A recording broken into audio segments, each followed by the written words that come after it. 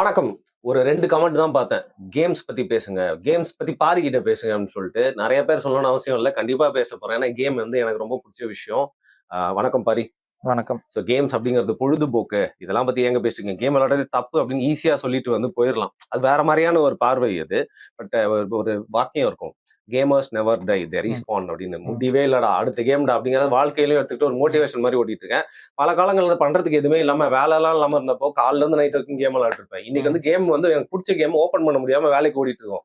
எல்லாமே அந்த மேல இருக்கிற ஐயாக்கு நன்றி அப்படின்னு சொல்லிட்டு, இருந்தாலும் கேம் எனக்கு எப்பவுமே ஒரு ஸ்பெஷல் பார்ட் என்னோட லைஃப்ல இருக்கு. நீங்க கேம் எப்படி பார்க்குறீங்கன்னு சொல்லுங்க. ஏன்னா கேம்ஸ் அப்படிங்கிறது அதுதான் ஃபர்ஸ்ட் டைம் இந்த விர்ச்சுவல் ரியாலிட்டிலாம் வரதுக்கு முன்னாடி வேற ஒரு உலகத்த நம்ம மைண்டுக்கு கொண்டு போச்சு. ம். நம்மள இன்னொருத்தனா பார்க்க வச்சுது. அப்படியே அந்த ஸ்க்ரீன்ல வந்து நம்ம தான் அவன் அப்படிங்கிற மாரி பார்க்க. ஃபார் எக்ஸாம்பிள் நம்ம வல்ஹாலா கேம்லாம் இருக்குல்ல, அதெல்லாம் வந்து ஆமா. அப்படிதான். முக்கியமா பார்த்தீங்கன்னா, ஸ்டீவன் ஸ்பீல்பர்க்கோட ரெடி பிளேயர் 1 அதெல்லாம் வந்து கேமர்ஸ்க்கு வந்து ஒரு வரப்பிரசாதம் அந்த படம்லாம். கேம் வந்து நெறைய பேர் நெறைய மாரி காட்டியிருக்காங்க. ஜஸ்ட் லைக் தட் ஒரு பொழுதுபோக்கு அப்படின்னு மட்டும் தான் பார்க்க முடியுமா? அப்படி இல்லல்ல கேம். அது பொழுதுபோக்கு தான். நீங்க அத இப்ப சினிமா எப்படி பார்ப்பீங்க? அது ம். பொழுதுபோக்குன்னு தான் சொல்ல ம், முடியும். ம், ம். ஆனா அதுக்குள்ள அ நமக்கு தேவையான விஷயங்களையும் நம்மனால உருவாக்கிக்க முடியுங்கிற ஒரு ஒரு பாயிண்ட் இருக்குல்ல. சரி. அது வந்து ஒரு ஃபார்ம் ஆஃப் மீடியம். ம். ஒரு எப்படி ஒரு ஊடகம் இருக்கோ, அதே போல கேமிங் அப்படிங்கிறதும் வந்து அது ஒரு பெரிய ஊடகம். சரி. சரிங்களா? அது ம், குறிப்பா வந்து இளைஞர்கள அவங்களுடைய தாட் ப்ராசஸ், ம். அப்புறம் அவங்களுடைய நேரத்த உள்ளிழுக்கக்கூடிய ஒரு தன்மை கொண்டது கேம்ஸ். ஓகே. இப்ப நீங்க கேம்ஸோட விஷயத்துக்குள்ள நீங்க உள்ள போகும்போது, அது வந்து ரெக்கமெண்டடா அப்படின்னு பார்த்தீங்கன்னா கிடையாது. ம், ம், ம், ஓகேங்களா? ஒரு கேம் வந்து முடிஞ்ச வரைக்கும் அத அவாய்ட் பண்றது நல்லது. காரணம் ம். என்னன்னா, அ அது நம்ப வே ஆஃப் இது வந்து பார்த்தீங்கன்னா, அது வந்து ஒரு எலக்ட்ரானிக்ஸ் இது. ம், அது ரொம்ப ம். பக்கத்துல உட்காந்து இது பண்றோம். அதனால அதுல நமக்கு கண் பார்வையில நெறைய பிரச்சனை வரும். ஏன்னா மணிக்கணக்கா வந்து இப்ப நீங்க வந்து நார்மலா ஒரு சிஸ்டம் பார்க்கும்போது, நீங்க அந்த கான்சன்ட்ரேஷன்ல அந்த ஸ்க்ரீன பார்க்க மாட்டீங்க. இப்ப டக் டக் புரியுதுங்களா? டக்குன்னு கண்ணு ஆடிக்கிட்டே இருக்கும். உத்து நீங்க பார்த்துட்டு வந்து இருப்போம். ஒரு கான்சன்ட்ரேஷனோட ஸ்க்ரீன பார்க்க மாட்டீங்க. நார்மலா படம் பார்க்கும்போது இப்படி பார்ப்போம். ஆனா, ம், இது ஒரு அந்த கேமிங் அப்படின்னு பார்க்கும்பொழுது, நீங்க அந்த கேம்ல நடக்கக்கூடிய ஒவ்வொரு இப்ப அந்த ஒரு ஃபார் எக்ஸாம்பிள் ஒரு ஷூட்டிங் கேம்னு வச்சுக்கோங்களேன். ம், ம். அதுல எங்க ஒருத்தன் நகர்றாங்கிறதுனால, நீங்க உங்களோட கவனம் முழுக்க அந்த ஸ்க்ரீன்குள்ளேயே இருக்கும். உங்க கண்ணு வந்து ஃபுல் ஃபோக்கஸ்டா ஸ்க்ரீன்ல இருக்கும். சரி. சோ இதனால என்னன்னா, இப்ப நீங்க ஃபார் எக்ஸாம்பிள் ஒரு ஒரு தொடர்ச்சியா ஒரு 3 படம் பார்க்குறீங்கன்னா கூட உங்களுக்கு அலுப்பு வராது ம், பெருசா. ம். ஆனா, தொடர்ச்சியா ஒரு 2 மணி நேரம் நீங்க கேம் விளையாண்டீங்க அப்படின்னா, உங்களுக்கு தலைவலி வந்துரும், கண்ணு வலி வந்துரும். டிப்ரஷனே வரும். நான் ஃபீல் பண்ணியிருக்கேன். ஆமா. ஒரு மாரி ஒரு ஒரு ரொம்ப ஒரு ஒர்க் லோட் ஆயிரும். அந்த டிப்ரஷன் எப்ப வரும் அப்படின்னு பார்த்தீங்கன்னா, அந்த கேமோடைய தன்மைய பொறுத்தது. ம், ம், புரியுதுங்களா? ம். அது வந்து ஈஸி கோயிங் கேமா இருந்தா டிப்ரஷன் வராது. சில கேம்லாம் ரொம்ப க க அப்படி பயங்கரமா காம்படிட்டிவா இருக்கும். ம். நீங்க தொடர்ச்சியா அடிச்சு மேல போய்க்கிட்டே இருக்க மாரி இருக்கும். ஒண்ணு விழுந்தாலும் கீழ முதல்ல கஷ்டமா பாதாளத்துல இருக்கும். விழுகுற மாரி இருக்கும். இந்த மாரியான சில கேம்ஸோட அந்த அது மேக்கிங் இருக்கும். சோ அந்த மாரி கேம்ஸ்க்குள்ள போம்போது உங்களுக்கு வந்து ஸ்ட்ரெஸ் வந்து அதிகரிக்கும். ம், அது ம். அது ஒரு ரியல் லைஃப் ப்ராப்ளம் மாரி நீங்க அத ஃபீல் பண்ண ஆரம்பிப்பீங்க. சோ இதுல பாசிட்டிவ்ஸும் இருக்கு, நெகட்டிவ்ஸும் இருக்கு. நீங்க வந்து ஒரு மாரி ஜெனரலைஸ்டா இது ரொம்ப நல்லதுன்னு சொல்லிற முடியாது. ரொம்ப ஜெனரலைஸ்டா இது எல்லாமே குப்பைங்க, இதெல்லாம் எதிரானதுங்க அப்படின்னு சொல்லிற முடியாது. பிளாக் அண்ட் ஒயிட்டா பேச முடியாது. இது இது இதுக்குள்ள ஒரு சில நல்ல விஷயங்களும் இருக்கு. ஒரு சில கெட்ட விஷயங்கள் இருக்கு. பர்சனலி நானே நெறைய கேம் விளையாண்டுருக்கேன். ம். சரிங்களா? நானே வந்து என் காலேஜ் டைம்ல இருந்து கேமிங் வந்து நாங்கலாம் வந்து எஸ்ஆர்எம்ல படிக்கும்போது அங்க வந்து வைஃபை இருக்கும். சரி. உங்களுக்கு வந்து எஸ்ஆர்எம்ல வைஃபை வந்து இன்டர்நெட் வந்து பயங்கர ஸ்பீடா இருக்கும். ஸ்பீடு. ம், ஒன் ஆஃப் த ம். பெஸ்ட். அது நாங்க படிக்கிற டைம்ல ஒன் ஆஃப் த பெஸ்ட். ஒரு காலேஜ்ல குடுக்கக்கூடிய ஒரு வைஃபை ஸ்பீட் வந்து அன்னைக்கே அவ்ளோ ஸ்பீடா இருக்கும் எங்களுக்கு. ரைட்டு. ம். அது அப்ப 2012 இந்த காலகட்டத்துல ஒரு ஒரு 100 அண்ட் 100 எனக்கெல்லாம் எனக்கு தெரிஞ்சு ஒரு 300 எம்பிபிஎஸ் ஸ்பீட்லாம் வரும். பெரிய விஷயங்க. வைஃபைல. சோ அதுவும் நைட் எல்லாரும் தூங்குனதுக்கு அப்புறம் ஒரு செம்மையா நைட் ஒரு 2 போகும். மணி 3 மணிக்கெல்லாம் நீங்க வந்து டவுன்லோட்லாம் போட்டீங்கன்னா, சர்ருன்னு பிச்சுக்கிட்டு ஆயிரும். போகும். 4Kலாம் டவுன்லோட் அவதார் இந்த ஃபர்ஸ்ட் அவதார் படம் வந்துச்சு ஞாபகம் ஆமா, இருக்கா? ஆமா, ஆமா. அதோடைய தியேட்டர் பிரிண்ட் என்கிட்ட இருந்துச்சு. Theatre right. பிரிண்ட் இந்த சென்ஸ் அந்த தியேட்டர்லலாம் குடுப்பாங்கல்ல ஒரு ஆமா. பிரிண்ட். ப்ராப்பர் அந்த இது. ப்ராப்பர் இது. அது வந்து பாத்தீங்கன்னா, கிட்டத்தட்ட அது இருக்கும் ஒரு 50 ஜிபியோ, 60 ஜிபியோ இருந்துச்சு அது. ம், ம். ஒரு ஃபைலு. அவ்ளோ பெரிய ஃபைலு. ஆனா அதவே டவுன்லோட் பண்ணி வச்சிருந்தேன் நானு. அது நீங்க போட்டீங்கன்னா சிஸ்டமே அப்படியே விட்டு விட்டு தெளிவா இல்ல இருக்கும். அது வந்து ஓ! முடியாது அதால. அதனால ஃபுல்லா ப்ளே பண்ண முடியாது. அந்த அளவுக்கு ரொம்ப ஹார்டா இருக்கும்னு வைங்களேன். அந்த அளவுக்கு ரொம்ப நல்ல பெர்ஃபார்மன்ஸ் இருக்க சிஸ்டம்ல தான் அது ம், ம், போட ம். முடியும். அந்த அளவுக்கு அந்த ஃப்ரேம் அது இருக்கும். அப்ப அதெல்லாம் கூட நாங்க நைட்லாம் டவுன்லோட் பண்ணியிருக்கோம். அந்த படம்லாம். அப்ப அவ்ளோ ஸ்பீடா இருக்கும்னு சொல்ல வரேன். எதுக்கு நான் சொல்றேன்னா, அந்த அந்த ஸ்பீடு இருக்க இன்டர்நெட்ல நாங்க என்ன பண்ணுவோம், ம். அதெல்லாம் ஆக்சுவலா வைஃபை மோடம் தான். லோக்கல் ஏரியா நெட்வொர்க் கனெக்ட் பண்ணிடுவோம். சோ எல்லாரும் அந்த வைஃபைல கனெக்ட் பண்ணிட்டு, அதுலருந்து கவுண்டர் ஸ்ட்ரைக் விளையாடுவோம். ரைட்டு. எப்ப விளையாடுவோம்னு என்னது பாத்தீங்கன்னா, பாரி ஒரு கவுண்டர் ஸ்ட்ரைக் பிளேயரா? அப்படின்னு. எப்ப விளையாடுவோம்னு பாத்தீங்கன்னா, வெள்ளிக்கிழமை சாயந்தரம் ஆரம்பிப்போம். சரி. ஏன்னா உங்களுக்கு லீவ் இருக்கும்ல. இப்ப நீங்க வந்து சனி ஞாயிறு சனி ஞாயிறு சில வாரங்கள்ல நாங்க ஊருக்கு போயிருவோம். இப்ப மாசத்துல ஒரு 2 முறை ஊருக்கு போறோம் அப்படின்னா இன்னும் 2 முறை போக மாட்டோம். சரி, வீக்கெண்டு ஒரு 15 நாளைக்கு ஒரு முறை நாங்க ஊருக்கு போவோம்னு வைங்களேன். அப்ப அந்த அந்த அந்த வீக்கெண்ட் நாங்க ஹாஸ்டல்ல இருக்கோம் அப்படிங்கிற பட்சத்துல வைஃபைல கனெக்ட் பண்ணிட்டு வெள்ளிக்கிழமை நைட் ஆரம்பிப்போம்.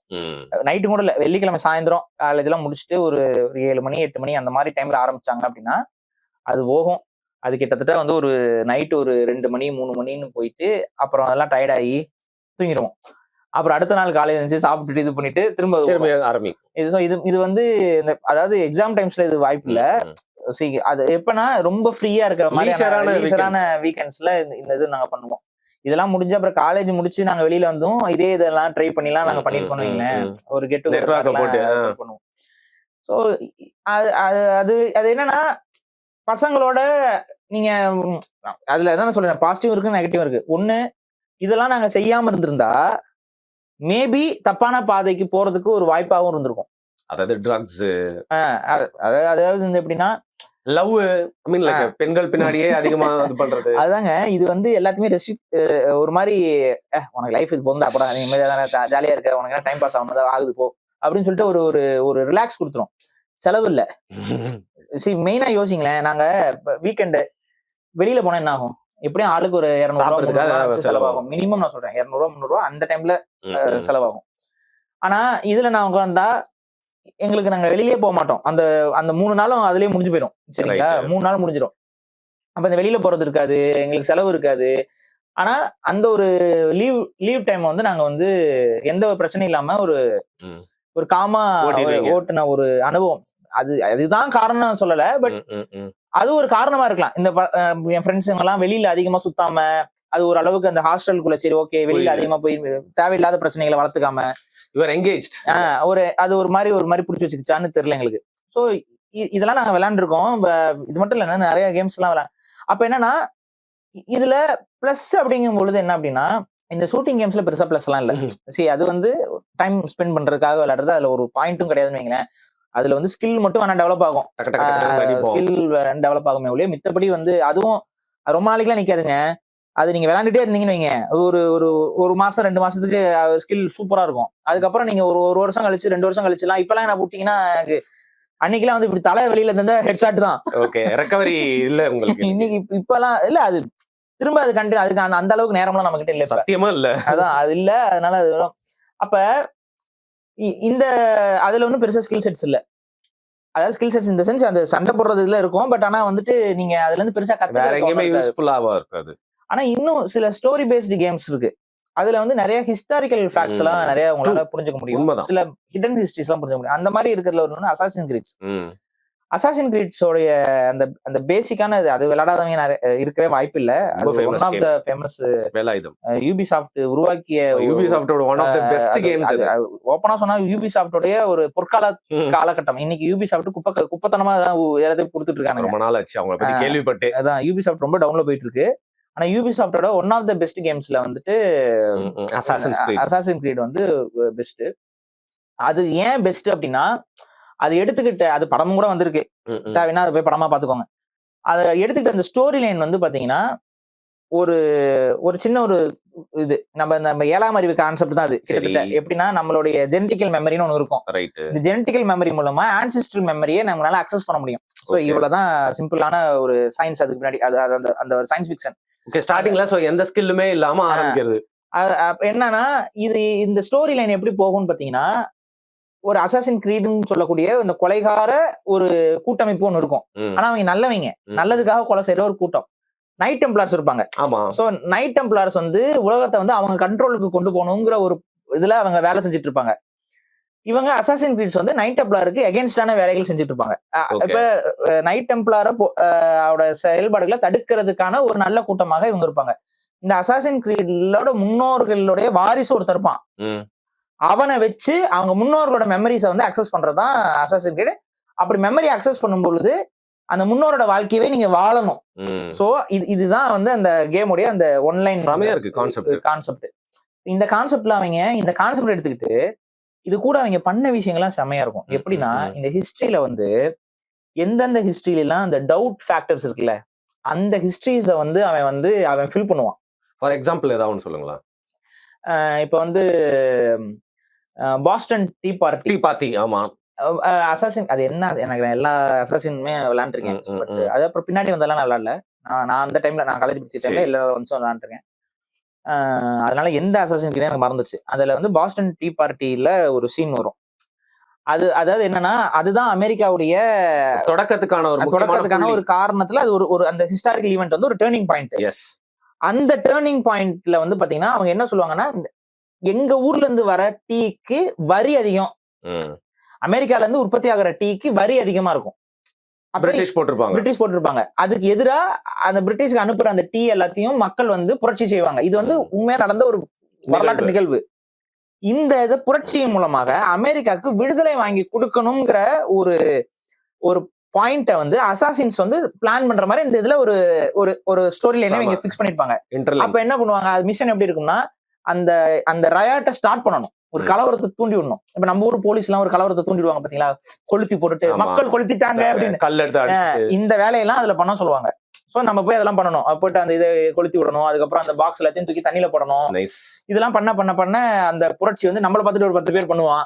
சோ இதெல்லாம் அந்த சீன் இருக்கும். கிளாஸ் ரூம்ல உட்கார்ந்து இது அவ்வளவு பெரிய வாத்தியார் சொல்லி கொடுத்தாலும் இந்த பாஸ்டன் டீ பார்ட்டியை பத்தி தெரியாது நிறைய பேருக்கு. அது என்ன நடந்துச்சுங்கிறத அந்த இடத்துலயே உங்களை கொண்டு போய் ஒரு ஹிஸ்டாரிக்கல் ஃபேக்ட்ஸ் சொல்லும் பொழுது அத கொஞ்சம் ஒரு சின்ன ஒரு சேஞ்சஸ் இருக்கும். ஸோ அதோட அது சொல்லும் பொழுது அது புரியும்.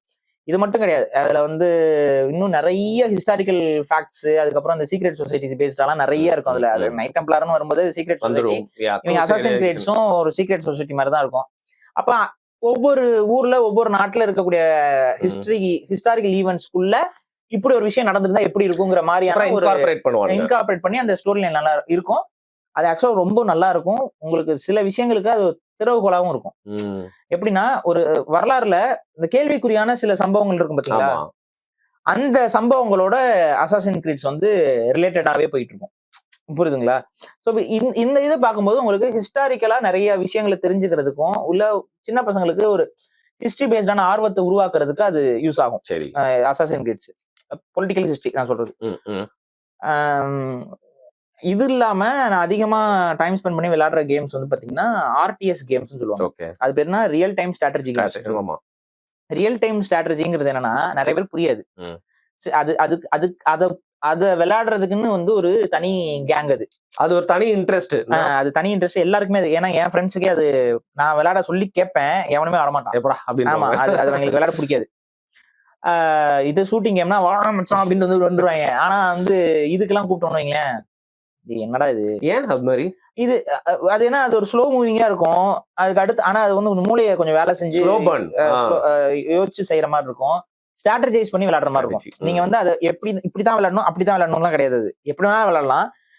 அந்த மாதிரியான கேம்ஸ். ஆனா உங்களோட ஆக்ஷன்ஸ்க்கு உண்டான ரிசல்ட்ஸ் இருக்கும். நீங்க எப்படி அதை விளையாடுறீங்கிறது தகுந்த மாதிரி, எப்படி ஸ்ட்ராட்டஜைஸ் பண்றீங்கிறது தகுந்த மாதிரி கரண்ட் அந்த கேமிங்ல எப்படி இருக்கும்னா, நீங்க முடிவெடுக்க வேண்டியது நிறைய இருக்கும். சடனா நீங்க முடிவெடுக்க வேண்டிய விஷயம் இருக்கும்.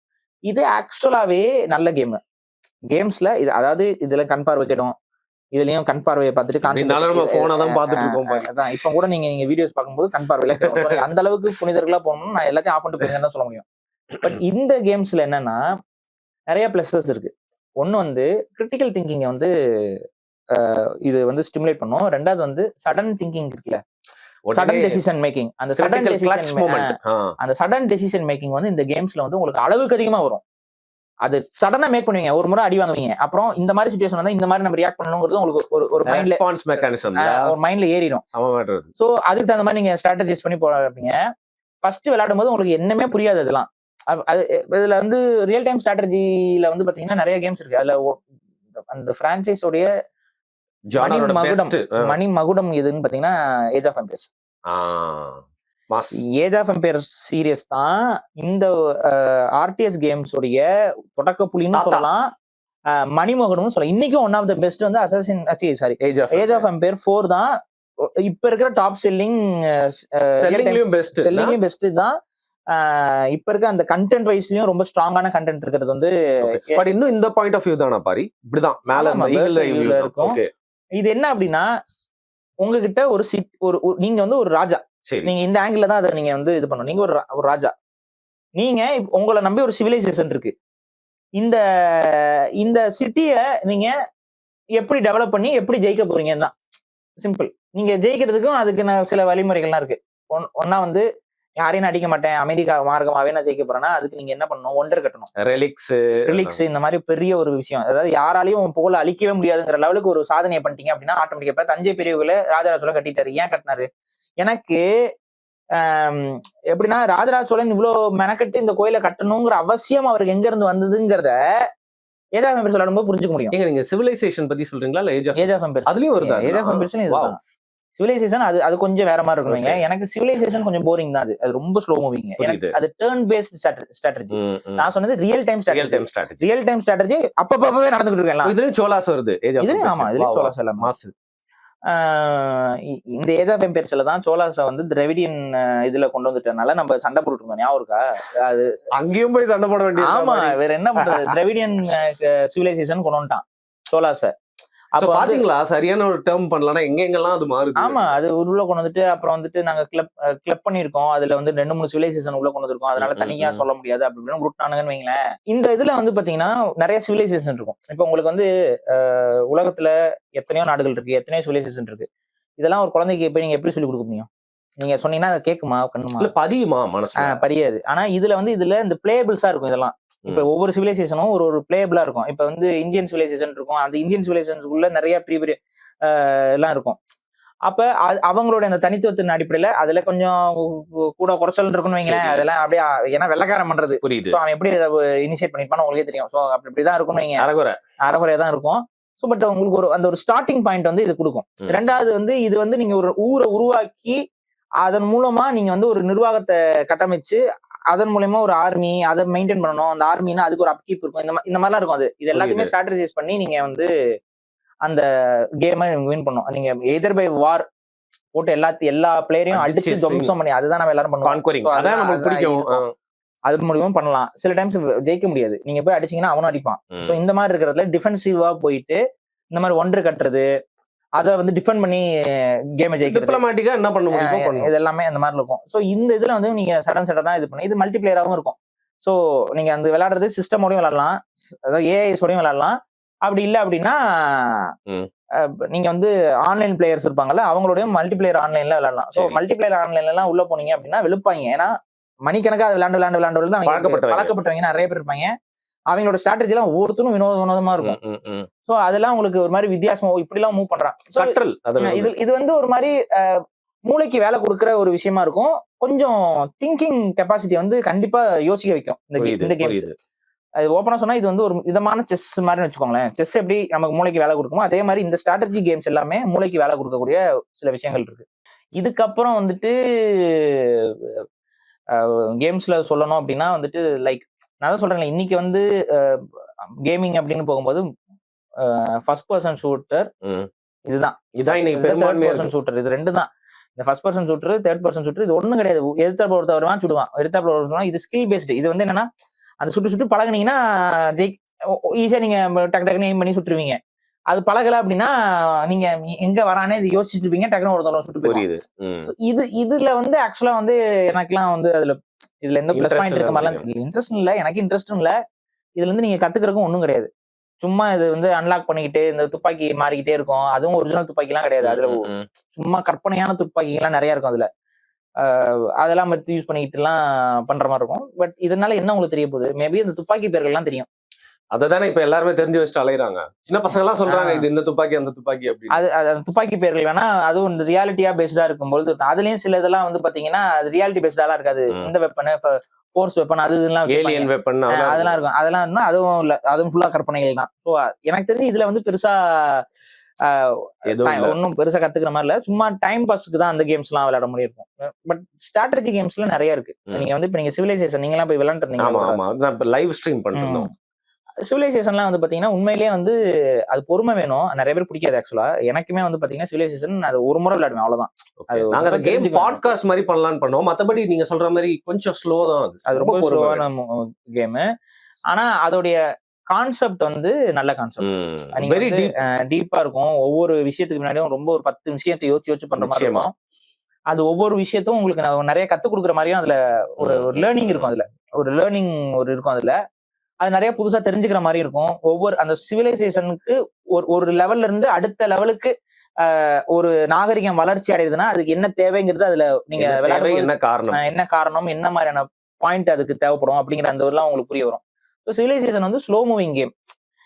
அதுலயும் மல்டிபிளேயர் ஆன்லைன் இருக்கு. ஆனா அதெல்லாம் விளையாடவே முடியாது. ஏன்னா இவன் அமைக்கி 2 நாள் கழிச்சு அவன் அமைக்கி இவன் ஒண்ணும் பண்ண முடியாது. அது இருக்கலே one of the most multiplayer ஆன்லைன்னா அதுதான். அது விளையாடவே மாட்டான் எவனுமே. அந்த சர்வர்லாம் எம்டியா தான் கிடக்கும். சோ இது வந்து அது வந்து கம்ப்யூட்டரோட நீங்க விளையாடுறதுக்கு அது ஓகே. அது வந்து அது ரெண்டாவது அந்த கேம் எக்ஸ்ப்ளோர் பண்றதுக்கு நல்லா இருக்கும். அது என்னென்ன அந்த சிவிலைசேஷன் கொடுத்துருக்காங்க என்னென்ன. இப்ப நீங்க சோலாஸை பத்தி பாத்துருக்கீங்க. சோ சோலாஸை பத்தி அவன் என்ன சொல்லியிருக்கான்னு தெரிஞ்சுக்கிறதுக்கு அதெல்லாம் பாக்குறதுக்கு ஓகே. கடற்படை இருக்குன்னா அதுல என்னென்ன மாதிரியான அதுக்கெல்லாம் பேர்லாம் கரெக்டா இங்க இருக்க ரிசர்ச் ஸ்காலர்ஸ் கிட்ட இருந்தா டேட்டாஸ் வாங்கி தான் சமயம் பண்ணிருந்தாங்க. அதாவது இங்க நம்ம ஆளு சோழர்களை பத்தி ஆய்வு பண்ணவங்க கிட்ட தான் அவன் டேட்டாஸ் வாங்கி தான் அவங்க பண்றானுங்க எப்பவுமே. இவனும் அப்படிதான், ஏஜ் ஆஃப் எம்பையர்ஸும் அப்படிதான். ஆனா இங்க இருக்க பாலிடிக்ஸும் அது அங்க வெளிப்படும், அங்கங்க ரிஃப்ளெக்ட் ஆகும். சொல்ல முடியாது. தந்தை பெரியார் கேம்ல வந்தாலும் ஒரு வந்த ஒரு குளோபல் பவர். ஏங்க நீங்க இதுலயும் அதை கொண்டு வரீங்களே? சொன்னா பண்ணாலும் பண்ணுவாங்க இவங்க. நீங்க என்ன நினைச்சிட்டு இருக்கீங்க? இல்ல மாடர்ன் வண்டர் பெரியார் சிலை கட்டணுமா? இல்ல அதுல இந்த ஏஜ் ஆஃப் எம்பையர்ல how can I turn this ஆன்னு ஒரு சீட் இருக்கு. கார் வந்து வில்லு விடுமே. அது மாதிரி how can I turn this on உடனே ஈவேரா வந்து தடி எடுத்துட்டு ஓடுற மாதிரி வச்சிருந்தாங்க. வெப்பன் ஆஃப் மாஸ் டிஸ்ட்ரக்ஷன் அது மாதிரி பண்ணி ஈவேரா எல்லாரும் திருத்திட்டாருங்க அப்படின்னு சொன்னாலும் உருட்டுவாங்க.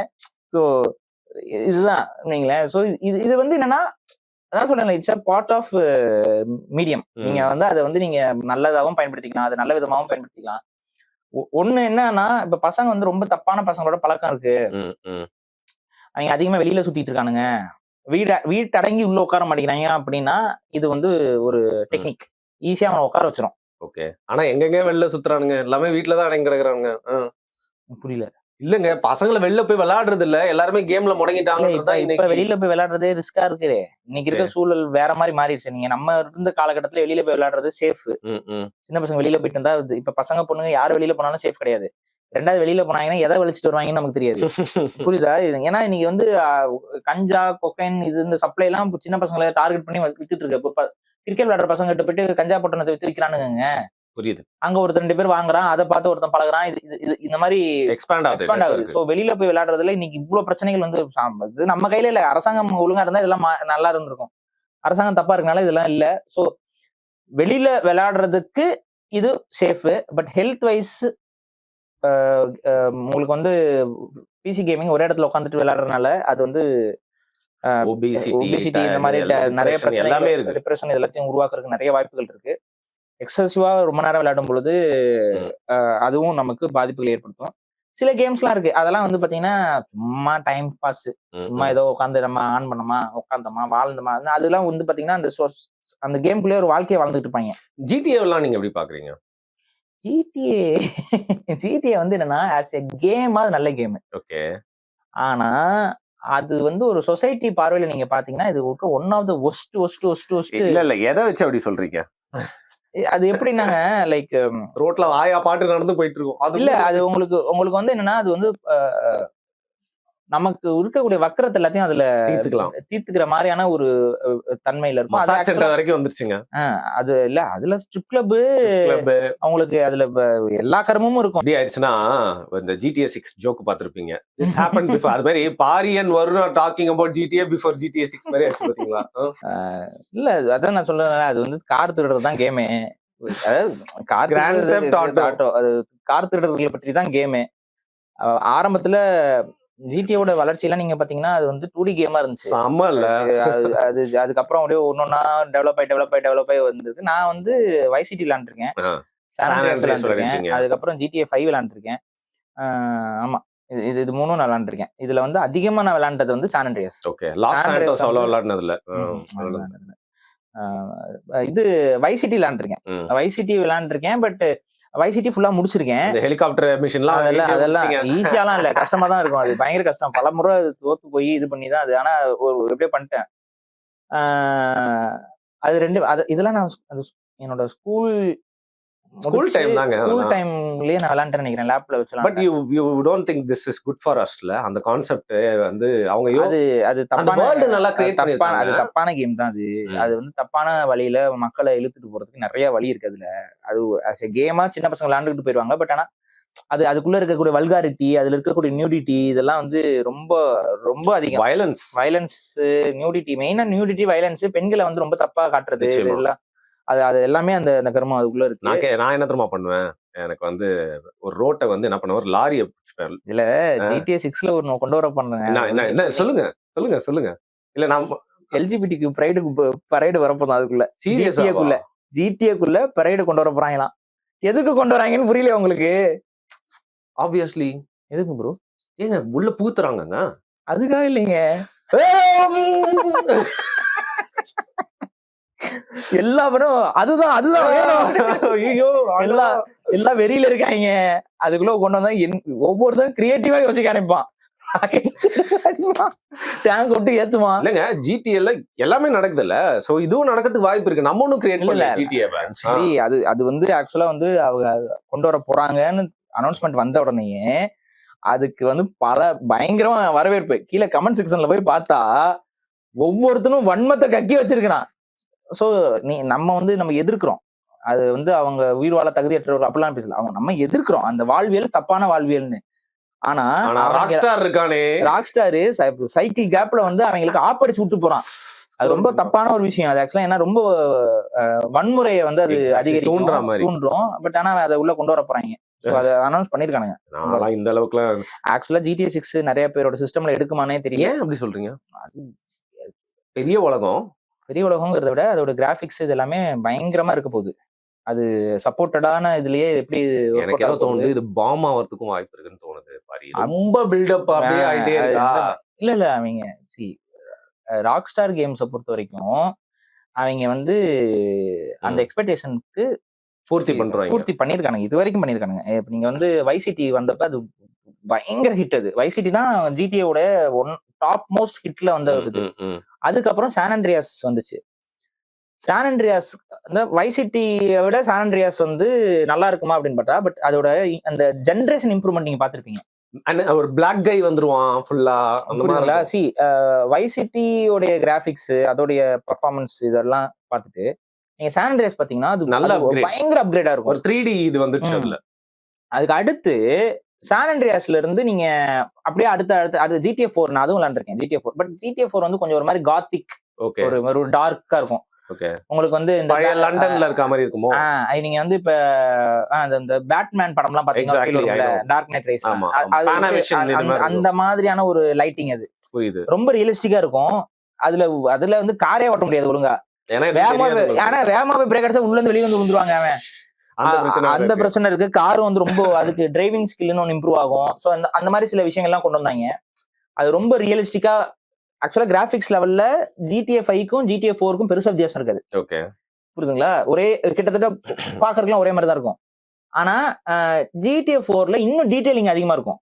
இவங்க என்ன பண்றாங்க, அந்த டீடைலிங் வந்து ஆக்சுவலா அப்ரிஷியேட் பண்ணல நிறைய பேருக்கு அது பிடிக்கல. ஆக்சுவலா ஓவர் டீடைலிங், ஓவர் ரியலிசமா இருந்துச்சு. கேம்ல இருக்கிற அந்த ஒரு அது ஓவர் ரியலிசம். கார்ல ஒழுங்கா ஏன்டா கார்ல வந்து பெல்ட் போடாம இருந்தா வெளியில வந்து உழுகுற மாதிரி, இது ஹெல்மெட் இல்லாம மண்டை தெரிச்சிரும். அதுல ரியாலிட்டி அப்பாற்பட்டு வரணும்னா கேம்குள்ள வந்து ஹெல்மெட் இப்ப நீங்க GTA 5ல ஹெல்மெட் போடுவான். பட் அதுல வந்து GTA 4ல வந்து பாத்தீங்கன்னா ஹெல்மெட் இல்லாம நீங்க விழுந்தீங்கன்னா செத்து போயிருவீங்க. ஹெல்மெட் போட்டு விழுந்தீங்கன்னா கொஞ்சம் அடி கம்மியா போடும். இந்த மாதிரி ஓவரா ரியாலிட்டியை கொண்டு வந்து உள்ள வச்சிருப்பானுங்க. எக்ஸைட்மெண்ட் மாதிரி ஃபீல் ஆயிடுச்சு. அப்ப அது அவங்கனால வந்து அதை இது பண்ண முடியல. அதுக்கப்புறம் அதோடைய அடுத்த கட்ட வெர்ஷன்ல GTA 5 வந்து பாத்தீங்கன்னா ஏங்க அவன் விட்டு 10 வருஷம் ஆச்சுங்க. இன்னும் விளையாட்டுருக்கோம். GTA 5 இன்னைக்கு வரைக்கும் one of the best selling கேம்ல எல்லாம் வாங்கிட்டானுங்க. மோஸ்ட் பிளேடு, நிறைய பேர் நிறைய ஹவர்ஸ்ல விளையாடுற அந்த பேசிக் திங் இஸ் கேரக்டர் ஸ்விட்சிங். இதுல இன்னொரு கொடுமை என்னன்னா, இந்த கேம் வந்து ஆனா ஆக்சுவலா விளையாடவே கூடாத ஒரு கேம். ஆனா இதோட பிளேயபிள், அது ஒரு விளையாடுற தன்மையின் அடிப்படையில இதை ஈஸியா எல்லாரும் விளையாடுறாங்க. ஆனா அந்த கேமோட தன்மை என்ன? கேங்ஸ்டருங்க, வயலன்ஸ் பேசிக்கலி. ஏங்க இந்த GTA 5ல வந்துட்டு என்னன்னா நீங்க பிசினஸ் ஓன் பண்ணலாம். என்ன பிசினஸ் ஓன் பண்ணலாம்? கஞ்சா வைக்கிறது, ஸ்ட்ரிப் கிளப், மெத்து வச்சுக்கலாம். அதுக்கப்புறம் வந்துட்டு கடத்தலும் பண்ணுவாங்க. ஒரு லாரி மாதிரி இருக்கும், அதுல வச்சு ஒரு கெமிக்கல் வைக்கலாம். அப்புறம் வந்துட்டு எல்லா இது, அப்புறம் பணம் கள்ள நோட்டு அடிக்கலாம், கவுண்டர் ஃபிட் இது மணி லாண்டரிங் பண்ணலாம். எல்லா அயோக்கியத்தனத்தையும் பண்றதுக்கான ஒரு இடம். ஆக்சுவலா திமுக தொண்டர்கள் விளையாட வேண்டிய ஒரு இல்ல எனக்கு என்ன இதுல பிடிச்சதுன்னா, அவங்களுக்கு ரொம்ப பிடிக்கும் திமுக தொண்டர்களுக்கு எல்லாம். எக்ஸ்பெக்ட் பண்ணவே இல்ல 3 character, Michael, Frank, Trevor. So அவங்களோட ஸ்டோரி மாத்தி மாத்தி மாத்தி போயிட்டே இருக்கும். 3 ஐயோ.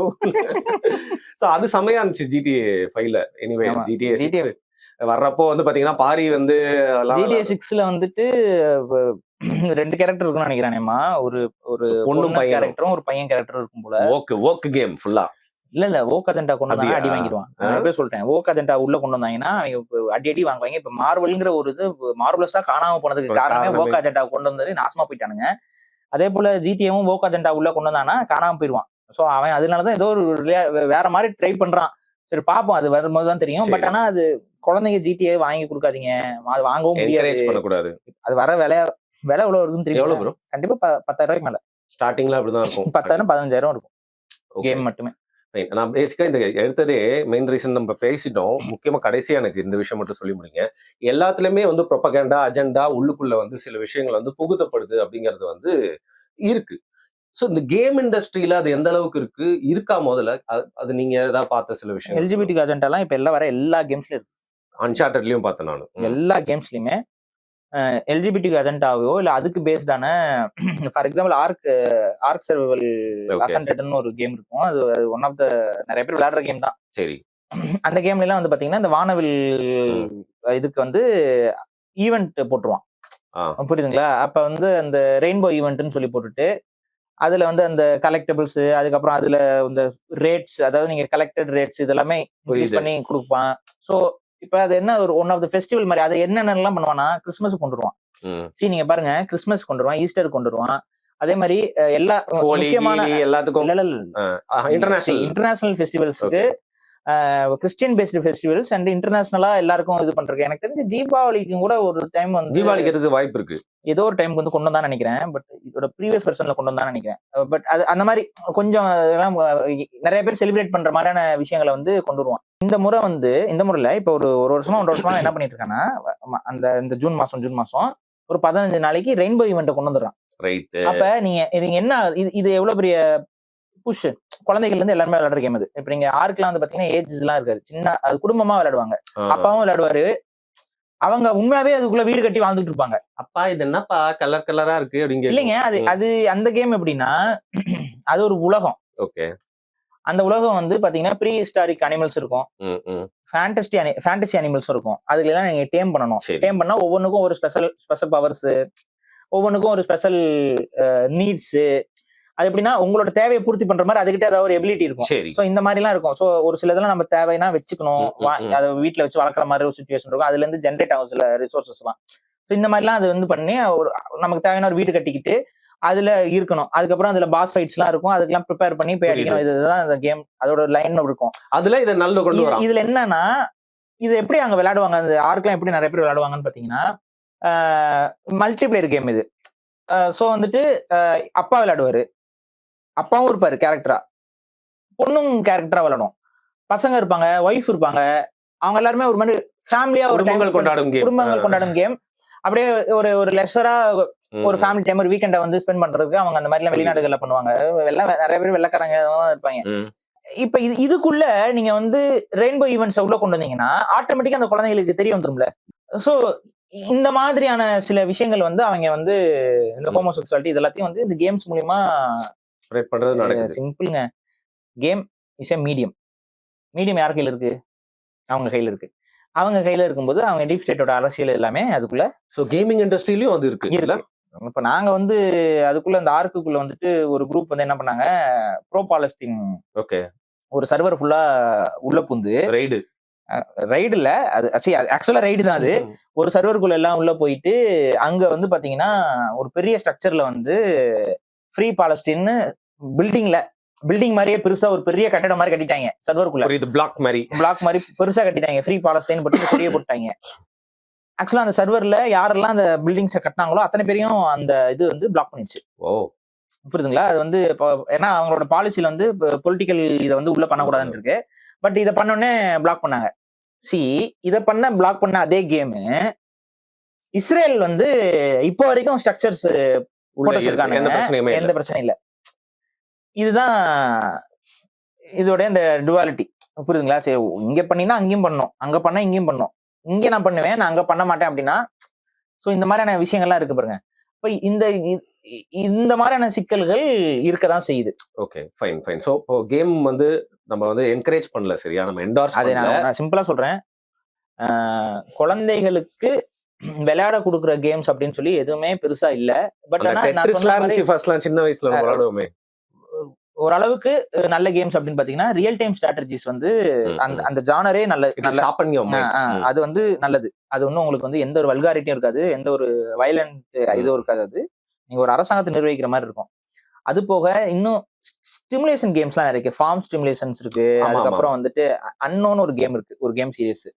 அன்னோ வந்து பாத்தீங்கன்னா, நீங்க வந்து சிட்டி மேனேஜ்மென்ட். ஓகே. அதுல நெறைய லெவல்ஸ் இருக்குன்னு வைங்களேன். அது நெறைய கேம்ஸ் இருக்கு. அன்னோல வந்து பழைய காலத்து நகரத்த நிர்வகிக்கிறதும் இருக்கு. அன்னோல மாடர்ன் சிட்டிஸ் இருக்கிறதும் இருக்கு. சோ அதுல வந்து பாத்தீங்கன்னா, எப்படின்னா ஒரு ஊருக்கே நீங்க தான் அதிபதி. அந்த ஊரையே வந்து நீங்க தான் நிர்வகிக்கணும். சரி. வரியும் கட்டணும். டாக்ஸ் கலெக்ட் பண்ணணும். சோ அதுக்கு தகுந்த மாதிரி புரொடக்ஷன் யூனிட்ஸ் இது பண்ணணும். புரொடக்ஷனே எடுக்கணும். வா. மக்களுடைய தேவையை சாட்டிஸ்ஃபை பண்ணணும். எய்தர் நீ பை ட்ரேட் மூலமா நீங்க சாட்டிஸ்ஃபை பண்ணணும். இல்லன்னா ப்ரொடக்ஷன் மூலமா சாட்டிஸ்ஃபை. அதுல தற்சார்பு பொருளாதாரத்துல எப்படி இம்ப்ளிமெண்ட் பண்ணலாங்கிறதெல்லாம் ஈஸியா கத்துக்கலாம். செம மேட்டர். வாவ். புரியுதா? அது ஓப்பனா சொல்றேன். தற்சார்பு பொருளாதாரம்னா என்ன? எப்படி அதை கத்துக்கிறதுங்கிறது அந்த கேம்ல ஈஸியா கத்துக்க முடியும். எவ்வளவு ப்ரொடக்ஷன் இருக்கணும்? எவ்வளவு இதை ப்ராசஸ் பண்ணணும்? அதுக்கு எத்தனை பேர் ரிசோர்சஸ் இருக்கணும்? எத்தனை ஃபேமிலிஸ் இருக்கணும்? ஃபேமிலி growth ரேஷியோ இவ்வளவு டீட்டெயிலா இருக்குங்க கேம். செம மேட்டர். ஒவ்வொரு ஃபேமிலிலயும் growth ரேஷியோ இருக்கும். ஹாப்பி லெவல்னு ஒன்னு இருக்கும். இதுல சிவிலைசேஷன்ல இருக்க மாதிரி. ஹாப்பி லெவல்னு இருக்கும். சிவிலைசேஷன்ல ஒரு சிட்டி ஹாப்பி லெவல்னு ஒட்டுமொத்த சிட்டி இருக்கும். இது ஹவுஸ் ஹோல்டுலயும் ஒரு ஹவுஸ் ஹோல்டுக்கு ப்ரமோஷன் கிடைக்கும். எப்படின்னா நார்மலா இருக்கிறது பெசன்ட்ஸ். அவங்க அந்த கீழ்மட்ட வேலைகளை செஞ்சுட்டு இருப்பாங்க. அவங்களுக்கான நீட்ஸ் இருக்கும். அந்த நீட்ஸ் அது சாட்டிஸ்ஃபை ஆயிடுச்சுன்னா அவங்க அடுத்த லெவலுக்கு போவாங்க. புரியுது. அவங்க அடுத்த லெவலுக்கு போனா அவங்களுக்கு செட் ஆஃப் நீட்ஸ் இருக்கும். நல்ல துணி, இது இப்ப ஆரம்பத்துல பேசிக் நெசசிட்டிஸ். அடுத்து இன்னும் கொஞ்சம் வசதி. அப்ப அவங்களுக்கு கிளீன் வாட்டர், அது இது இதுன்னு.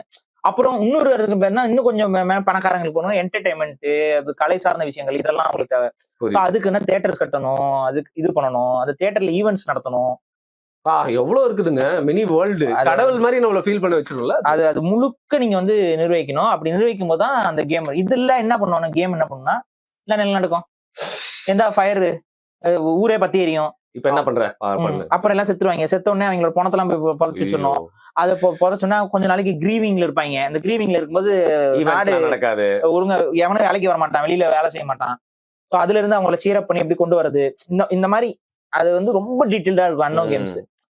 ஸோ இந்த மாதிரி கேம்ஸ் எல்லாம் குழந்தைங்க விளையாடலாம். உண்மையா ஆக்சுவலா வந்து டைம் வேஸ்ட் ஆகும். பட் ஆனா அவங்களுக்கு உண்மையே வந்து ஒரு தாட் ப்ராசஸ், எஜுகேஷனலாவும் இருக்கும். தாட் ப்ராசஸ் இந்த மாதிரி நல்ல விதமான பாசிட்டிவான கேம்ஸ் இருக்கு. GTA மாதிரி விளையாடக்கூடாத கேம்ஸும் இருக்கு.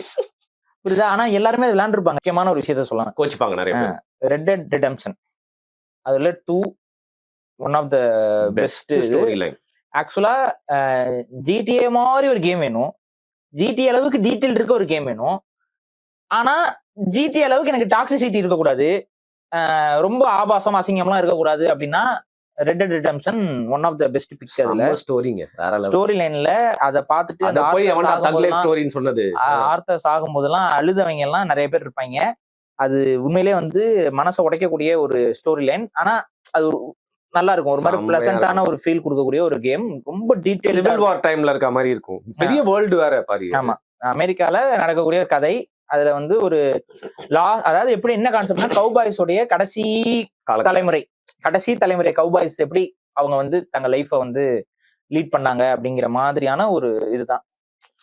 சோ அவங்களுக்குள்ள இருக்க அந்த ரிலேஷன்ஷிப், அவங்களுக்குள்ள நடக்கிற சோகங்கள், எல்லாமே குதிரை மெயின்டைன் பண்றது, அந்த குதிரையை இது பண்றது, இதெல்லாம் அது வந்து ஒரு மாதிரி அந்த கேம் மட்டும் எப்படின்னா நீங்க ஜாலியா வேடிக்கை பார்க்கலாம். அந்த கேமுக்குள்ள நடக்கிற விஷயங்கள் வேடிக்கை பார்க்கலாம். அதுல டீடைலிங் அவ்வளவு நல்லா இருக்கும். ஒரு எக்ஸாம்பிள் சொல்றேன் பாருங்க. அங்க வேலை செய்யறாங்கல்ல, அது எந்த அளவுக்கு ராக்ஸ்டார் வந்து மெனக்கெட்டு கேம் டெவலப் பண்ணுவானா, அங்க நீங்க ஒரு என்பிசினா நான் பிளேயர் கேரக்டர், அதாவது அது பாட்டு அது கம்ப்யூட்டருக்குள்ள இருக்க ஒரு கேரக்டர்னு வச்சுக்கோங்களேன். விளையாடுற கேரக்டர் இல்ல, ஒருத்தன் ஃபார் எக்ஸாம்பிள் ஒரு மரம் வெட்டுறவன் இருக்கான்னு வைங்களேன். சரி. அவன் மரம் வெட்டிட்டு இருக்கான் அப்படின்னு பாத்தீங்கன்னா, நீங்க அதுல என்ன டீட்டெயில் அவன் கொடுத்துருப்பான் தெரியுமா அந்த கேம்ல? ம். மரம் வெட்டுறான்ல, அந்த வெட்டு உழுகும் மரத்துல. அது போயிடாது, இருக்கும். வெட்டு அப்படியே இருக்கும். நீங்க அவனை விரட்டி விட்டீங்கன்னு வைங்க, அந்த வெட்டு அப்படியே தான் இருக்கும். நீங்க போயிட்டு வந்து பாத்தீங்கன்னா அந்த வெட்டு அப்படியே தான் இருக்கும். சில கேம்ஸ்ல மறைஞ்சிரும். அதெல்லாம் மறைஞ்சிரும், ரிஃப்ரெஷ் ஆயிரும், இல்ல மரமே காணாம போயிரும், இல்ல மரமே ரிஃப்ரெஷ் ஆகும், இந்த மாதிரிலாம் இருக்கும். ஆனா இந்த கேம்ல அது அப்படியே பதிவாயிருக்கும். இப்ப நீங்க ஒரு உயிரை வேட்டையாடுறீங்க அங்க. ஃபார் எக்ஸாம்பிள் ஒரு மானை வேட்டையாட்டி சாகடிச்சிட்டீங்க. நீங்க எதுவுமே பண்ணல. அந்த மான் மக்கி எலும்பு கூடா போய் அந்த எலும்பு கூடு இருக்கிறது நீங்க எவ்வளவு மணி நேரம் வந்து திரும்ப திரும்ப வந்து பாத்தீங்கன்னா எலும்பு கூட அப்படியே இருக்கும். அதுக்கேத்த மாதிரி எப்படின்னா டைம் ஆக ஆக அது எலும்பு கூட மாறிக்கிட்டே இருக்கும். சம மேட்டர். வாவ். சோ அந்த அளவுக்கு டீடைல்டா ஒர்க் பண்ணிருப்பான். க்ளோஸ் டு ரியாலிட்டியை வந்து அதுக்குள்ள அவங்க காட்ட ட்ரை பண்ணிருப்பாங்க. அந்த மரம் வெட்டுறவன் இருக்கான்ல, நீங்க அப்படியே நின்று வேடிக்கை பார்த்துட்டே இருங்களேன். மரம் வெட்டுவான், மரத்தை எல்லாத்தையும் பிரிப்பான், பிரிச்சு அதை மார்க்கெட்டுக்கு கொண்டு போவான், திரும்ப அவன் வீட்டுக்கு போவான். இதை ஃபாலோ பண்ணிலாம் வீடியோஸ் போட்டிருக்காங்க. ஜேசிபி மாதிரி, ஜேசிபியோட வேலையை பாக்குற மாதிரி இதை பாத்துருக்காங்க. இதை உட்காந்து என்னதான் இவன் பண்றான், இது காணாம போதா மறையுதான்னு பார்த்தா அது அது ஒரு வாழ்க்கையே வாழ்ந்துகிட்டு இருக்கும், முழு வாழ்க்கையை வாழ்ந்துகிட்டு இருக்கும். So one of the best selling கேம்ஸும் அது அது அது வாங்காத அவார்டே கிடையாது அந்த கேம். அதை சொல்லாம முடிச்சா இது நல்லா இருக்காதுன்னு. பட் இது எல்லாமே வந்து அதெல்லாம் வந்து ஒரு படம் பாக்குற மாதிரி. நீங்க ரெட் டெட் ரிடெம்ப்ஷன்லாம் எப்படின்னா எனக்கு வந்து ஒரு படத்தை நான் பாக்குற மாதிரி, ஒரு பெரிய படமா பார்த்தா வேற லெவலுங்க. ஆமா, ஒரு பெரிய படம் நான் பார்த்தா எப்படி இருக்குமோ அந்த மாதிரியான ஒரு இருக்கு. இன்னொரு ஜானர் இருக்கு, அது இருக்கலே ரொம்ப பெக்யூலரான ஜானர். அது நான் விளையாண்டுருக்கேன். த ஐல் அப்படின்னு ஒரு கேம் இருக்கு. நிறைய பேர் நம்ம தமிழ்நாட்டிலே விளையாடுறது இல்ல. அது நிறைய பேருக்கு தெரியாது அந்த கேம், த ஐல் அப்படின்னு சொல்லி. அது என்ன கான்செப்ட்னா, ஆக்சுவலா ஜுராசிக் பார்க் தான் கான்செப்ட். ஜுராசிக் பார்க்ல என்ன கதையோ அதே கதை தான் அதுலயும். ஆனா மனுஷங்க கிடையாது, முழுக்க முழுக்க டைனோசர்ஸ். ஃபார் எக்ஸாம்பிள் நீங்க ஒரு ஸ்டெகோசோரஸா இல்ல ஒரு ராப்டராவோ நீங்க ஸ்பான் ஆயிக்கலாம். நீங்க வாழணும். நீங்க ஸ்பான் டைனோசர் வரும், சின்ன டைனோசர் இருக்கும். இதுல இன்னும் கொடுமை என்ன தெரியுமா, நீங்க ஒரு பிளேயரை கொண்டுதான் நீங்க வாழவே முடியும். கார்னிவோரஸா நீங்க ஆயிட்டீங்க அப்படின்னா நீங்க ஒரு பிளேயரை கொண்டுதான் சாப்பிட்டே ஆகணும். சாப்பிட்டாதான் நீங்க வாழ முடியும், இல்லைன்னா வாழ முடியாது. ஹண்ட் பண்ணணும். ராப்டர்லாம் பேக் ஃபார்ம் பண்ணிக்கலாம். இன்ட்ரஸ்டிங்கா இருக்கு. இதுல என்னன்னா அந்த பிரைமரி இன்ஸ்டிங்க்ட்னு சொல்லுவாங்கல்ல, அதை உங்களால பார்க்க முடியும். மனுஷன் எவ்வளவு மோசமானவங்கிறது உங்களுக்கு தெரியும். மிருகத்தோட வடிவுல மனுஷனாலையும் மிருகம் மாதிரி இருக்க முடியும். அதாவது இதுல நான் கத்துக்கிட்ட ஒரு விஷயம் என்னன்னா, இந்த பர்டிகுலர் கேம்ல மனுஷன் தன்னை மிருகமா நினைச்சிட்டான் அப்படின்னா அவன் எவ்வளவு மிருகத்தனமா செயல்படுவாங்கிறது இதுல தெரியும். புரியுதுங்களா?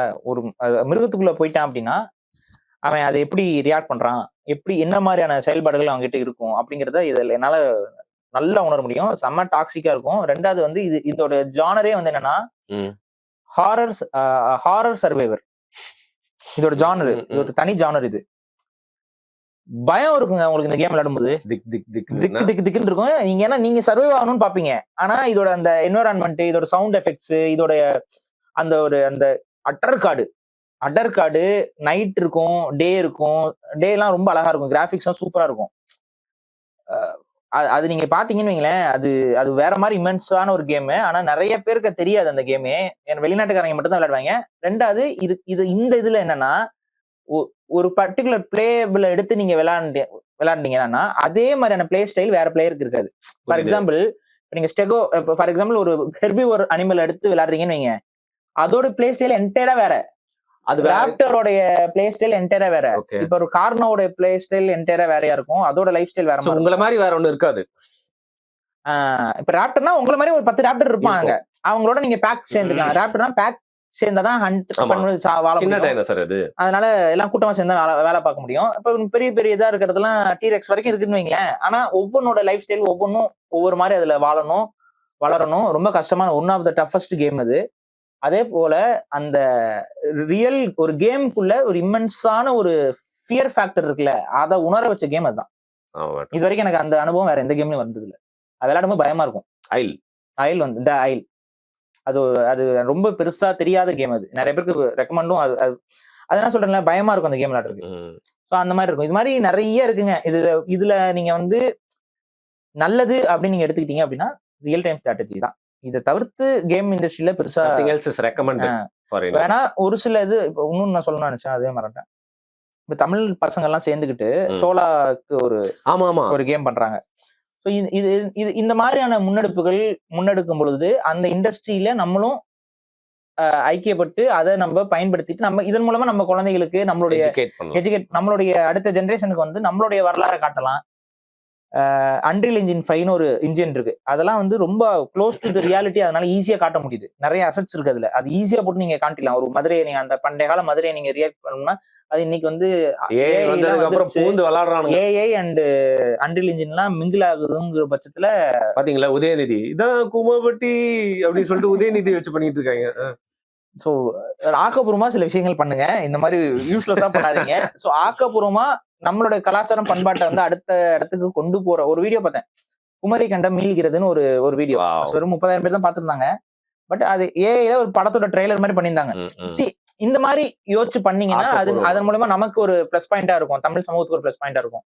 அந்த மாதிரி யோசிச்சு பண்ணுங்க. அதுல வந்து அந்த ராஜராஜ சோழனோட கேம் பண்றாங்க பாத்தீங்களா, அவங்கள மாதிரியான முயற்சிகளுக்கு வந்து நம்ம உறுதுணையா நிக்கணும். நிச்சயமா. நீங்க ஒருவேளை பாத்துருந்தீங்கன்னா அவங்களை ஏதாவது கான்டாக்ட் வேணும்னா கீழே போடுங்க. இல்ல நாங்க அவங்களுக்கு கேட்டோம்னு சொல்லுங்க. அவங்களுக்கு பாட்காஸ்ட் பண்றதுக்கு நான் ரொம்ப நாளா வந்து வெயிட் பண்ணிட்டு இருக்கேன். சோ இதை சான்ஸா வச்சு நான் அதையும் சொல்லிட்டேன் பாரு. இந்த ஏஐ இதெல்லாம் சொன்னீங்கல்ல, அதை வச்சு படமே எடுக்கலாம்ல. அதுல நான் ஒரு புனைவு கதையை எடுக்கலாம்னு இருக்கேன். அதான் அந்த ட்ரெய்லர் ரிலீஸ் பண்ணிருந்தீங்களே, என்ன அதான் எடிட்டிங் ஒரு கலை என்றால் அதில் பிரகாஷ் ஒரு மலை போட்டிருந்தீங்க. இல்லங்க அது இல்லங்க, ஒரு ஐலாண்டு. அந்த ஐலாண்ட்ல வந்து பாத்தீங்கன்னா கொஞ்சம் இருக்கிற மக்களை நிறைய இருக்கிற மக்கள் வந்து கொடுமைப்படுத்துறாங்க. அதுல இருந்து ஒரு ஹீரோ வரான். அவன் வந்து எப்படி அந்த ஐலாண்ட்ல இருக்க பெரும்பான்மை மக்களை வந்து எதிர்த்தான், கடைசியில வஞ்சகத்தால எப்படி வீழ்ந்தான் அப்படிங்கிற மாதிரி கேள்விப்பட்ட மாதிரி இருக்கு. கேள்விப்பட்டிருக்க மாட்டீங்க. ஏன் கதை இது, ஓகேவா? அதை வச்சு நான் ஏஐல பண்ணுவேன். எவன் தடுக்கிறான்னு பாக்குறேன் நான். என்ன ப்ரோ? சரி ரைட். ஓகே பாரி, சாரி. உங்களோட சீக்ரெட் சைட வந்து நான் வெளி உலகத்துக்கு வந்து காட்டிட்டேன். இல்லைங்க, எல்லாருக்கும் நான் என்ன சொல்றேன்லங்க, எல்லா விஷயத்திலயும் நல்லது இருக்கு, கெட்டது இருக்கு. நீங்க அதை எப்படி இல்ல உங்களை எக்ஸ்பெக்ட் பண்ணிருக்க மாட்டாங்களா பாரி கேம்ஸ் பத்தி இவ்வளவு இது பண்ணுவாங்க அப்படின்னு சொல்லிட்டு. In that way I'm so happy. Thank you so much for your information. நன்றி.